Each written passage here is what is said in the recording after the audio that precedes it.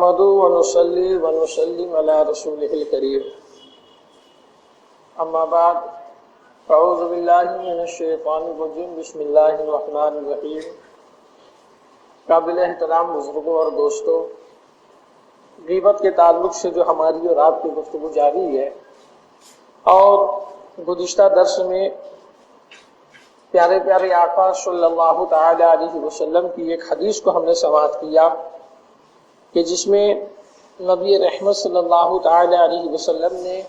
معراج کی رات کا ایک واقعہ بیان کیا کہ جب میں معراج کی رات اللہ کی بارگاہ میں حاضر ہوا تھا تو اس وقت میں نے قوم کو دیکھا جو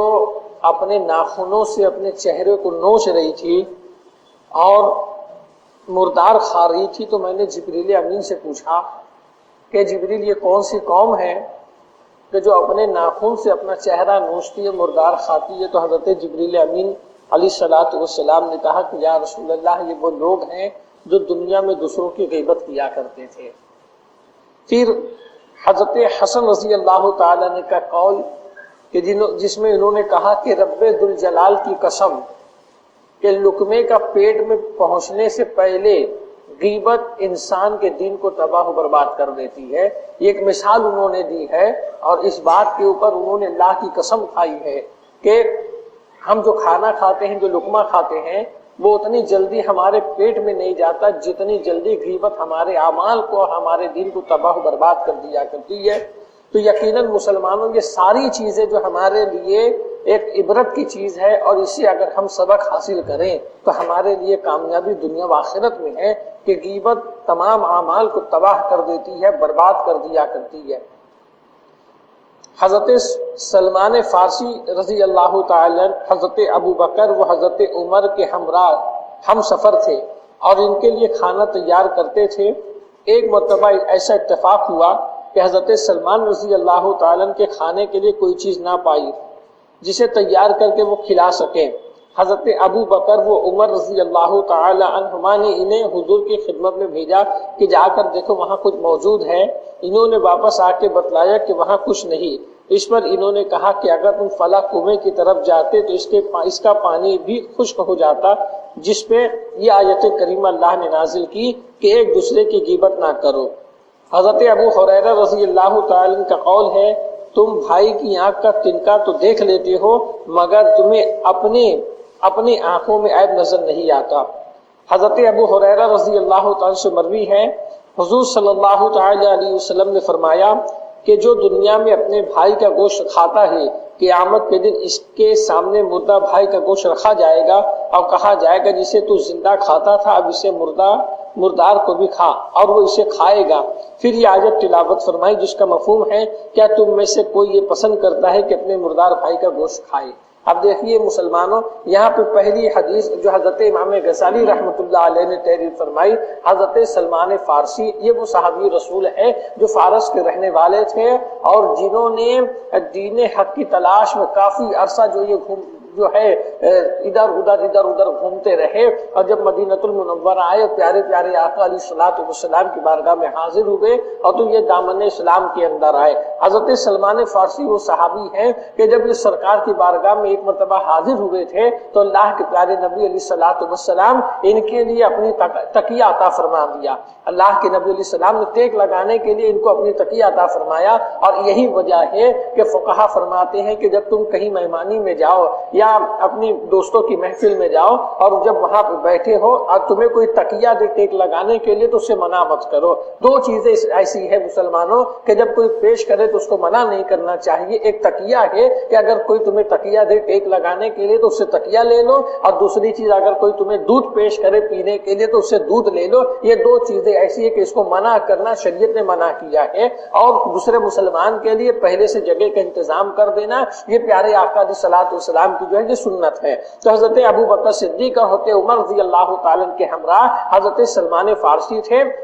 اور یہ لوگ سفر میں تھے تو حضرت سلمان کا کام کیا تھا، یہ دونوں صاحبین کے لیے کھانا تیار کیا کرتے تھے۔ اب اتفاق ایک مرتبہ ایسا ہوا کہ ان کے پاس کوئی چیز مل نہ سکی کہ یہ کھانا تیار کر کے ان دونوں کو پیش کر سکے، تو آ کر کے بتلاتے ہیں کہ حضرت ایسی بات ہے کہ کچھ ہے نہیں کھانے کو، میں کیا تیار کروں؟ اس پہ حضرت ابو بکر عمر نے کہا کہ تم سرکار کائنات کی بارگاہ میں جاؤ اور وہاں اگر کوئی چیز ہو تو وہ لے کر کے آ جاؤ۔ حضرت سلمان فارسی مدینہ حضور کی بارگاہ میں آتے ہیں، اور جب وہاں بھی کوئی چیز نہیں ملتی تو واپس آ کر کے جب ان لوگوں سے کہتے تو حضرت ابو بکر اور عمر آپس میں گفتگو کرتے کہ اے سلمان فارسی، اگر فلاں کنویں پہ بھی تم جاتے تو وہاں کا پانی خشک ہو جاتا اور وہاں کا پانی ختم ہو جاتا، تو جس پہ اللہ تبارک و تعالیٰ یہ آیت کریمہ نازل کرتا ہے کہ تم آپس میں ایک دوسرے کی غیبت نہ کیا کرو۔ اب بتانے کا مقصد یہ مسلمانوں کہ اللہ تبارک و تعالیٰ قطعی اس بات کو منظور نہیں کرتا ہے کہ تم کسی مسلمان سے ایسی بات کرو جس سے اس کی دل آزاری ہو جائے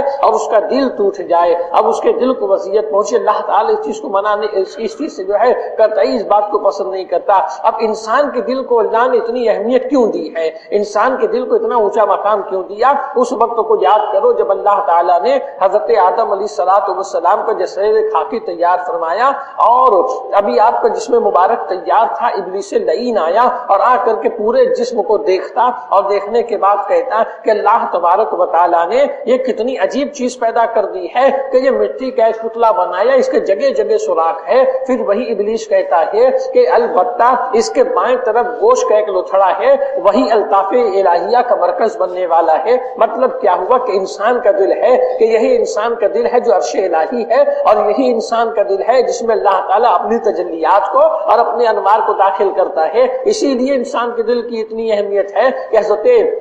عباس رضی اللہ تعالیٰ کی ایک روایت کہ جب اللہ کے نبی علیہ الصلوۃ والسلام مکہ المکرمہ سے ہجرت کر کے مدینہ جا رہے تھے تو رات کی تنہائی میں کعبے میں حاضر ہوتے ہیں، کعبہ میرے آقا کے سامنے ہوتا ہے۔ کعبے کو دیکھ کے اللہ کے نبی ارشاد فرماتے ہیں اے کعبہ میں تیری عظمتوں کو سلام کرتا ہوں، مگر سن لے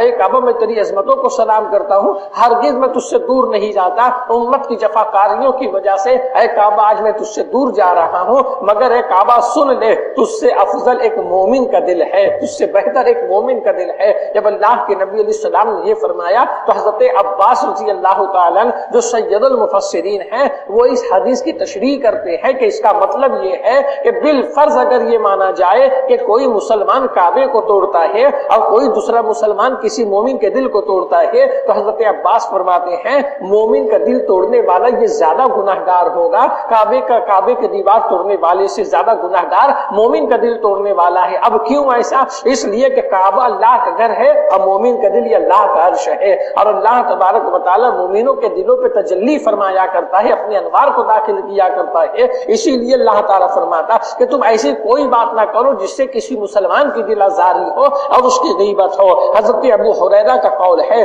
کہ انسانوں کا حال تو یہ ہے، مسلمانوں کا حال یہ کہ وہ سامنے والے کی آنکھ میں تنکا دیکھ لیتا ہے، باریک سا تنکا اگر کسی کے اندر ہوتا ہے تب وہ اس کی آنکھ میں دیکھ لیتا ہے، اور اپنے اندر جو ہے عیبوں کے انبار ہوتے ہیں، وہ اپنے عیب کو نہیں دیکھتا کہ میں بھی تو جھوٹ بولتا ہوں، میں بھی تو برائی کرتا ہوں، اور میں بھی تو ہے چغلی کیا کرتا ہوں، میں بھی نمازوں کو ترک کرتا ہوں۔ ہمارے دامن خود گناہوں کے دھبے سے جو ہے بھرے ہوئے ہیں، ہمیں اپنا عیب نظر نہیں آتا ہے، مگر کسی کے دامن کے اندر اگر باریک سا نقطہ بھی ہوتا ہے نا تو حضرت ابو ہریرہ فرماتے ہیں کہ اس کو اس کا نقطہ نظر آ جاتا ہے، اس کی عیب جوئی کرنا شروع کر دیتا ہے۔ یاد رکھنا مسلمانوں، بڑے بوڑھے جو کہا کرتے ہیں کبھی کبھی جو ہے ان کی باتوں کے اندر بڑی حکمت ہوا کرتی ہے۔ مثال کے طور پر بڑے بوڑھے کہتے ہیں نا کہ کسی کی طرف انگلی اٹھا کے مت کہنا، اگر تم کسی کی طرف انگلی اٹھا کے کہتے ہو تو یاد رکھنا ایک انگلی اگر تم سامنے والے کی طرف کرتے ہو تو 3-4 انگلی تمہارے طرف آتی ہے۔ یہ بات کہیں کتاب میں تو نہیں ہے مسلمانوں،